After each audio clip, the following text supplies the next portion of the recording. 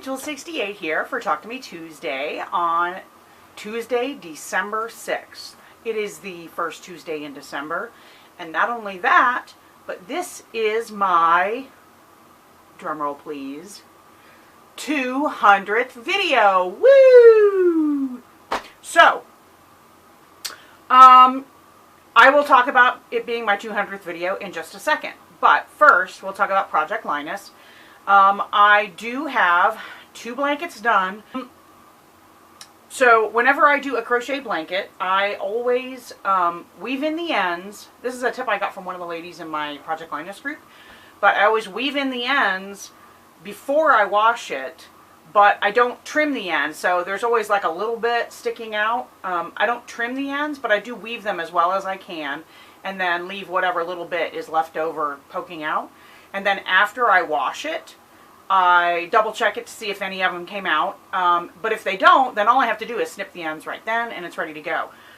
So I try to get as much done before I wash it as I can. I don't label it before because, especially on crochet, I only stitch it in a few, like, it's just whip stitched through the yarn so that it doesn't show on the front. So yeah, I don't do that before I wash it, because all that matters is that the label's on it when the child receives it, and then from that point forward, you know, I expect it to come off at some point, and that doesn't matter. That being said, I do have 2 blankets done. One of them is made sort of a Frankenstein blanket. They're both kind of Frankenstein blankets.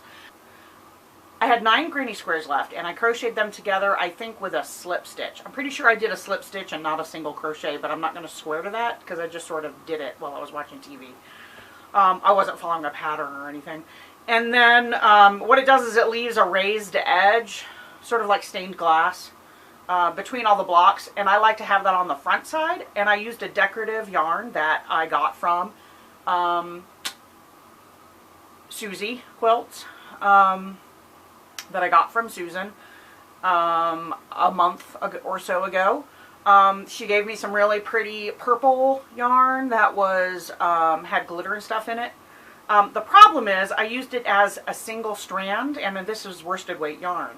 So what happened was I put them all together, but then when I went around it one time after I had the 9 together, still with that single strand. Well, then I went in and started crocheting around with, you know, double crochets to do a granny square kind of pattern, to use that as the center of a granny gan.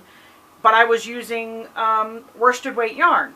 So it ended up being a little wonky, and I had to pull it out and try again, and pull it out and try. First I was doing single crochet, then I was doing half double. I finally got it to work best and go around neatly with double crochet. But unfortunately it wasn't completely square. Like, it was kind of had wider corners, if that makes sense. So I just kept crocheting around it until I felt like I had enough weight with the worsted weight yarn to make it lay more flat. And it was still kind of wonky. I took the rest of that dark purple yarn. I had originally intended to use it for the border, but I decided to use it to just keep making it bigger. But I held 2 strands because she gave me 2 skeins of that. So I held 2 strands and managed to go around a couple of times with more double crochet. And then I had some gray, like a Pound of Love from Karen, that I had started using on another project but hadn't finished. So I used that for 3 or 4 rounds just to keep making it a little bit bigger. And then I used the other yarn that she gave me that kind of coordinated with the purple yarn. It wasn't quite as sparkly, but it was like a variegated purple and white. And I used that as a border. So I used that purple, went around all the way, and then called it finished. It was still kind of wonky, so my fingers were crossed that it would kind of soften up enough in, because the granny squares, the initial granny squares, were crocheted so tightly that, sorry, I'm distracted. Pouncey's seeing exciting things out the window. The original ones, they were crocheted so tightly that they came out kind of stiff. So I was really hoping everything would kind of flatten out, soften up enough in the wash that it would make it lay better, and it did. So here's a picture of that blanket here.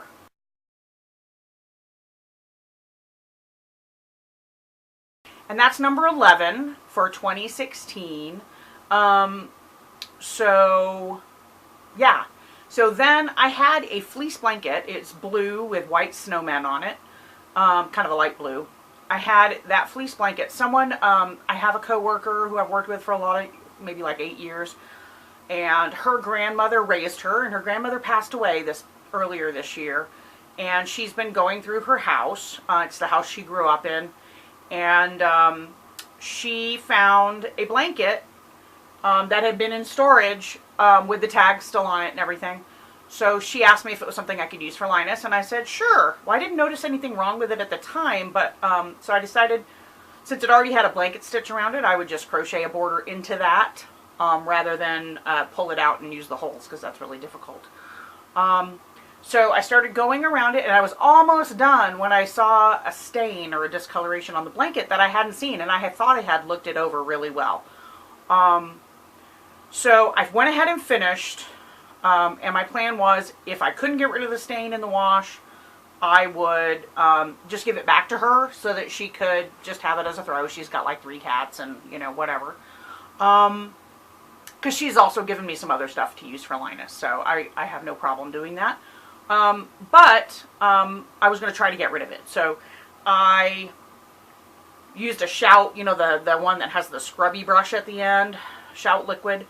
And I did that really hard, not really hard, but I did that as thoroughly as I could before I tossed it in the wash with the other blanket. And I think enough of it is out to make it not noticeable. Like, I know it's there because there's a spot, the worst spot, I can still kind of sort of see. But I'm going to insert a picture of that, and I'll let you decide, because I'll do a close-up of the area where I still see a spot. Please let me know if you see a spot, please. Because I don't want to turn it in this Saturday if it has an obvious discoloration on it. I think it's good, but we'll see.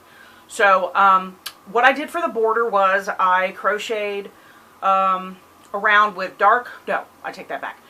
I was using up scraps. So I used up all of the red scraps I had, because I wanted to do the first border in red.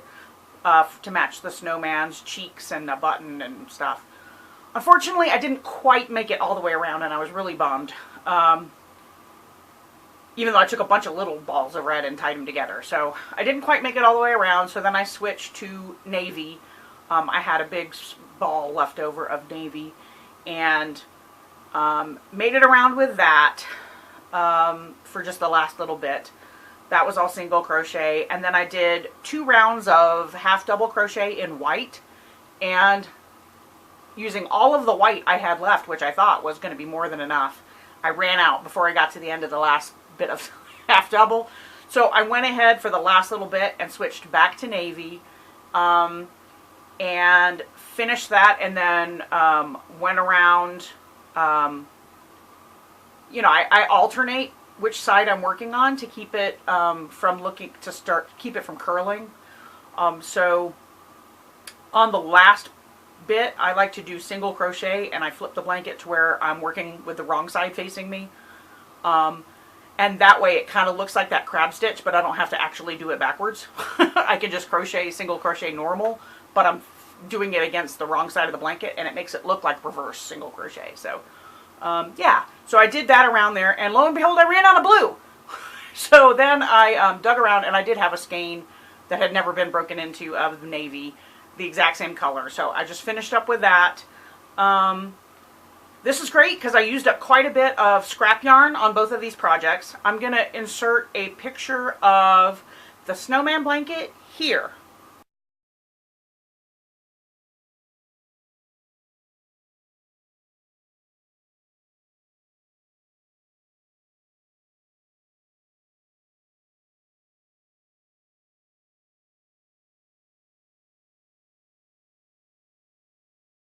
And like I said, please let me know if any stains look obvious to you, if you notice them easily. I mean, if you're looking for it and you have to look and look and look for like 5 minutes and then you see it, I'm fine. But if you glance at the picture and you're like, oh yeah, I can see it right there, please let me know, because I don't want to turn it in with it looking like that. And that's it as far as the crafty stuff is concerned. I have some ideas about some other things, and I have ordered some supplies to do some embroidery and such. It's the 200th video for me. In honor of that, I would like to give away a prize to someone. So, let's see. I will just wait until next Tuesday. You have until midnight, Monday night, this coming Monday night, December 12th. If you comment between now and then on this video, you will be entered in the drawing. If you are international, you're going to have one or two options for a prize. It could be for my sewing patterns stash, or something like that. But I'm going to try to keep it lighter. So it'll be something more lightweight, like a couple of sewing patterns for kids if you have kids, or you know, something like that. It might be a book. I might offer to make you a little wall hanging or something that's not going to be too heavy.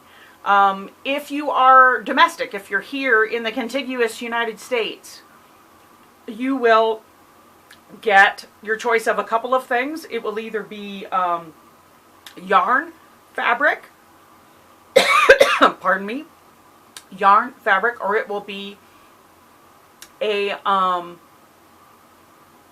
as many scraps as I can fit. We'll say at least 3.5 inches square, that I can, or 3.5, yeah, we'll say at least 3.5 inches square, probably bigger. I'm trying to unload some of my scraps, so you will win as many of those as I can fit into a flat rate padded envelope. So just let me know if you want to be included in the contest when you comment, and you'll go into that drawing. If it's someone who's domestic who wins, I'll send you, I'll contact you for, you know, what your options are. If it's someone international, I'll contact you for what your options are. So just let me know. And yeah, and I will see you next week. I look forward to watching your videos. Bye!